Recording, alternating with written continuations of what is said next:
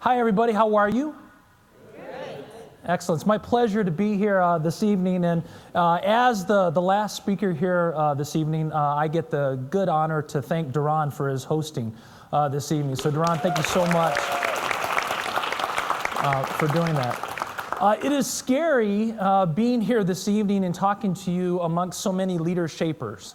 As I got a chance to meet some of you and some of the ideas that were shared from Kathleen to the beginning to Rebecca's words just a little bit ago, I am reminded of what it's like to be a leadershaper. And I want to mention a little bit about that, but I have to do a little bit of a preamble first. I'm getting older. I've noticed that now. I'm getting older and I'm losing my filter, and that is a wonderful thing. It is something for all of us that haven't experienced that yet to start looking forward to. Is that when you lose your filter, you can say whatever you want to say, and you have a card to get out of jail free with that, right? Because you have an opinion, and you have things that you want to talk about. And so one of the things about that is my patience is also limited, because time is coming by very, very fast. So watch out tonight. Watch out as we end here. So I apologize for a couple things that I'm going to do tonight. And a lot of that is based on this. And the first and foremost is that as Scott was mentioning about the future trends, about where the world is going, I have the great opportunity to live in possibility every day. We all do. You all have that opportunity. I do that every day. And there's an extreme amount of angst, guilt, pressure, all these things that I put upon myself because I live in that world, because I listen to people with all of these ideas that want to change the world. Kathleen starting a not-for-profit that's doing that, right? All of the things that we're doing. We see here Alexandra, how she was moved to want to go and learn more about microfinancing and be able to do that and change the world. There are people out there wanting to do this, and you need to know that. We all need to know that. In a world where terrible things happen, and it seems like every single day that we get a new news story, right, about what is wrong with the world, you need to know that there are people out there, because I hear from them every day in my role at LeaderShape. I am blessed beyond belief to be able to do that. Those of you that don't know what LeaderShape is a not-for-profit located in Champaign, Illinois. Yes, that is in the middle of cornfields. There are lots there to do that. LeaderShape is a not-for-profit started back in the mid-1980s with a very interesting take on leadership. Is that what we should be focusing on is how do we lead with integrity, and how do we have a healthy disregard for the impossible? Now imagine that for a second, a healthy disregard for the impossible. Notice how it's healthy. It's not crazy, it's not nuts, but it's possibility. And I've started to rephrase that some of what does that mean like to live in possibility. And because of such wonderful things like Facebook and Twitter, I get to see stuff from people like leadershapers in the audience of the difference they're making in the world every day. I don't have an excuse not to show up to work.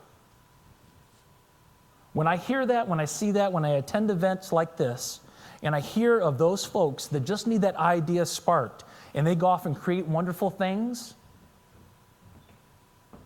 I have no excuse at all.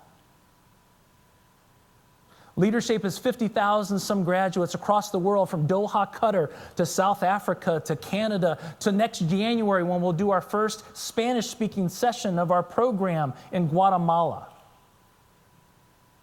The world is getting closer and smaller, and we're starting to share some of these ideas more and more. And I am so blessed to be responsible for not messing this up at LeaderShape. That is my whole goal. So that's my first thing I need to apologize for, is that I can't play any other game than possibility. You can't tell me you can't do it. You can't tell me there's not a way, because I hear it every single day. Every single day. Please believe me. My second reason are these two. It's my son and my daughter, Casey and Caleb. Casey Jane is 6 years old right now, and she is the epitome of joy. She hates it when I call her Casey Jane now. She likes Kiki, that's her nickname, to kind of do this. I don't know where she got it, but she does. She is the epitome of joy, and my job as her father, I don't care how sexist, how parental that is to try to keep her in that way as long as I can. to do that. She is of the mindset that she can wear whatever the heck she wants to wear every day, and even I know that it doesn't look good, but she still has the ability to just have fun and live in the moment and do that, and laugh and dance and create, and oh, wouldn't it be a wonderful world if we all were able to do that as well too. The other one is referred to as the boy. His name is Caleb. Caleb is 11 years old. He is an amazing individual in many ways because he reminds me of all the things that I had to deal with in my head when I was young. Am I good enough? What do I want to be with my life? How do I be a big brother? How do you do all these kinds of things? But he is actually the reason, along with Casey, that I do what I do.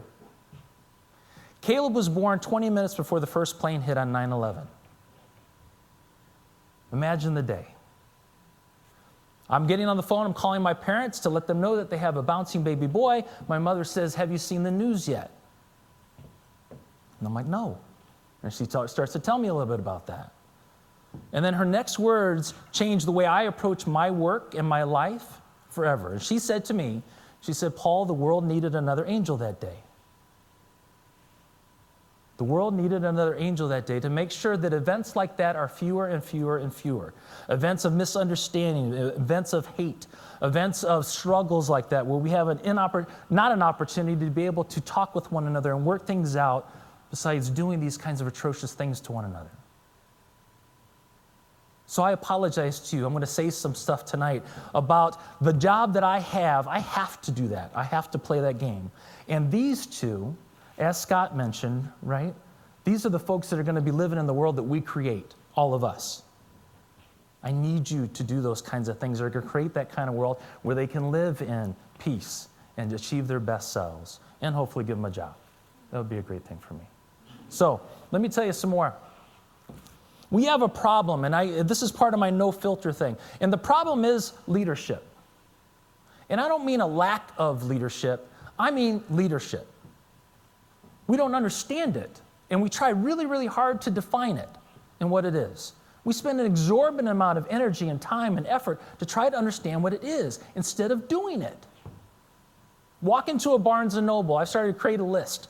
My list is up to 164 words, adjectives, that you can find in front of the word leadership in a book in Barnes & Noble. 163 of them.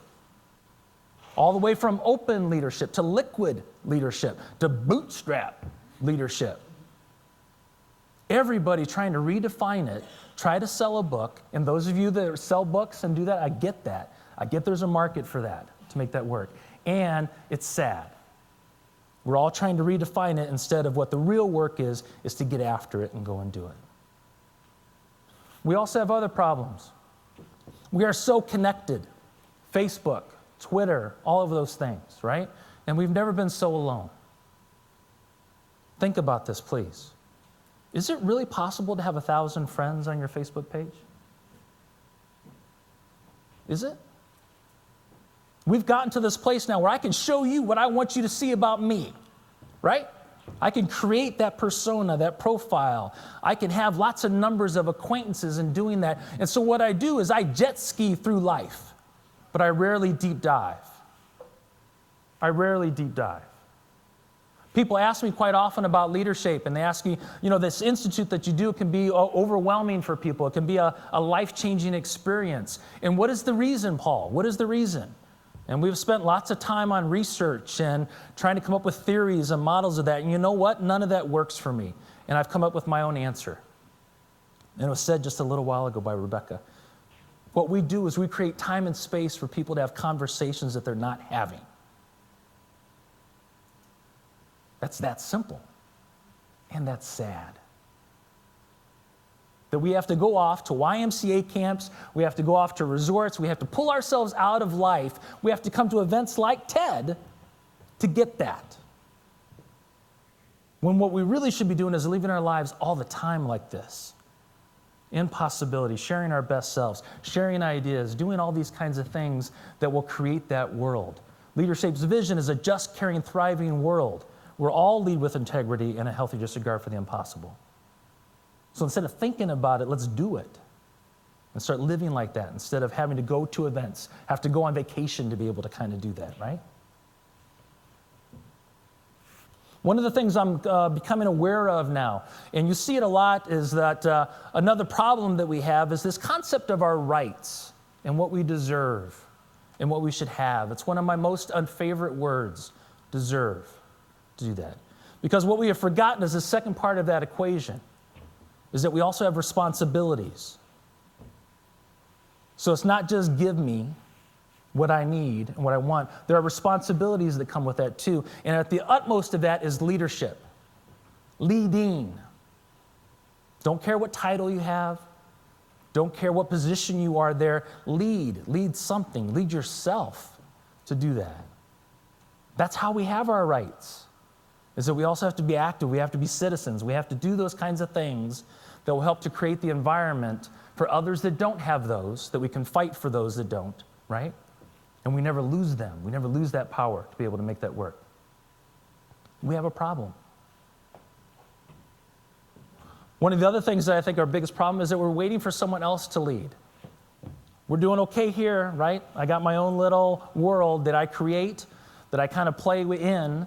It was something that we saw in terms of the little circles when we talked about our family early on this evening, right?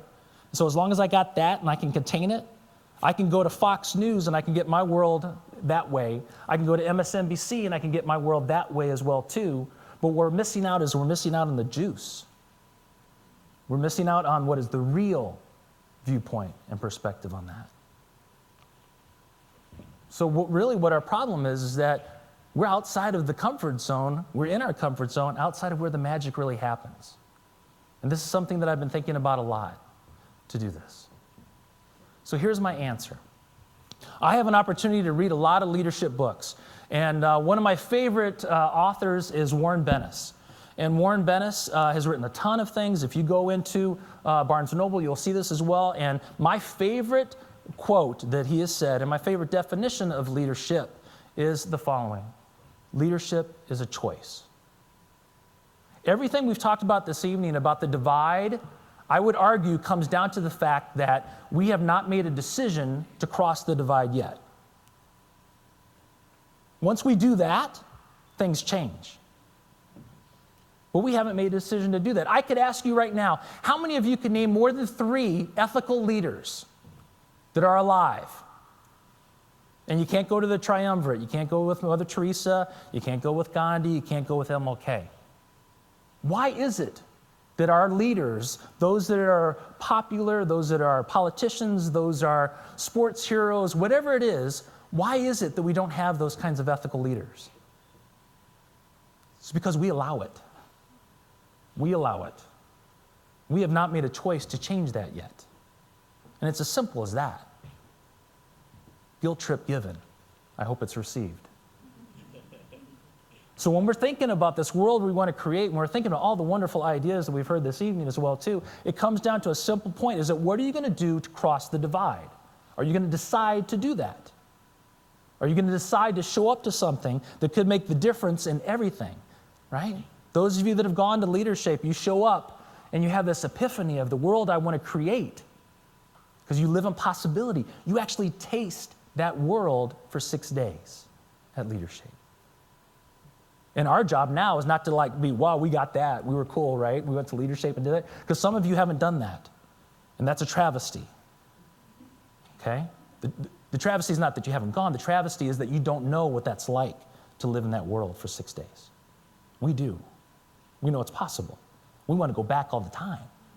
People say, why can't it be second week, a third week, right, of doing this kind of thing? And the only reason why is because we want to live in that kind of world. We all want to be a part of something extraordinary. We want to be a part of something cool. I love this picture. Anyone can be cool, but awesome takes practice. Bam, right? The reason why I love this is I've seen my boy do that exact pose. He's into Taekwondo and does that. And that's good because I'm going to need him later on, right? So he knows all that kind of stuff. But that's what we want to do. We want to live in awesomeness. We want to be a part of something extraordinary. However small or large, it doesn't have to be huge. It doesn't have to change the world. It could just be awesome right now. Your day could be awesome.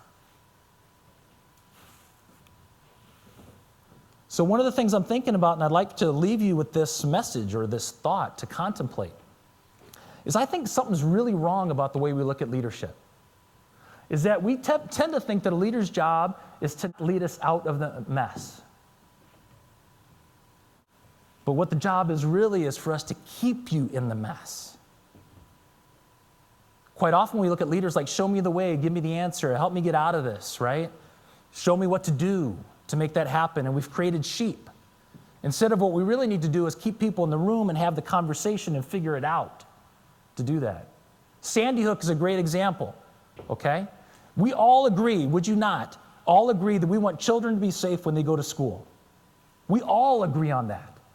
But how long was it before we started to get in a conversation about gun rights? We started to get into our corners, right? And it became an issue that had absolutely missed the thing that we all agree on, is kids being safe in school. Because it's hard to be in the mess. We don't want to be in that stuff because it's icky, right? I'm just going to turn on the TV so I can see my kind of news and do that.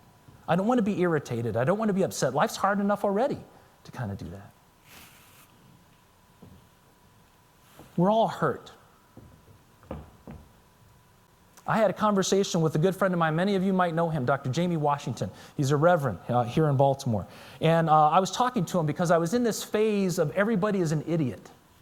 I don't know if you've ever been in that phase, but I was in that phase of everybody's an idiot. And I talked to him. I said, do you ever get discouraged doing the work you do in social justice as I'm starting to get in the work that I'm trying to do in leadership?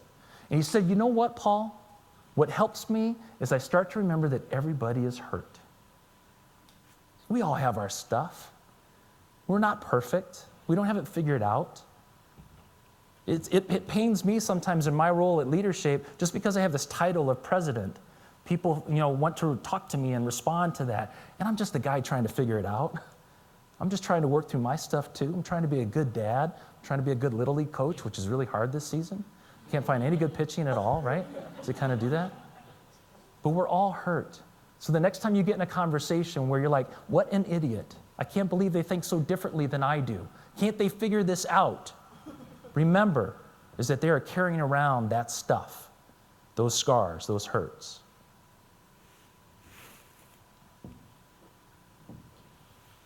One of the fun things I have is that I have an opportunity to live in Champaign, Illinois, which is by no means a metropolis. All right, that is a small town right there. And when I first started working at LeaderShape, I got my license plate changed to You Lead To. A lot of people think I was in the pencil business. You led to, right? Because they didn't get that lead part that was there. But I do that, and what is very, very interesting is I drive slower when I'm in that car in Champaign.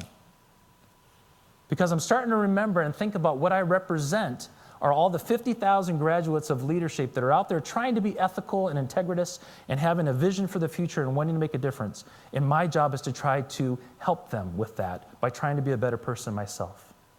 And our job is really to remember that we're constantly watched and that that's a very, very good thing. Because that's how we learn. That's how we move forward, right? And so thinking about that people are watching you, and people are imagining what you do and how you think and how you go about your business, and they're looking for help. We all are looking for help. And as I'm closing now, I just want to share with you that this is hard work. Leadership, changing the world, being a better person, doing all these kinds of things is hard. And how wonderful is that? It's not supposed to be easy. We all want it to be easy. We want the 6 steps to being a leader. Right? We want all these kinds of things to show me the way.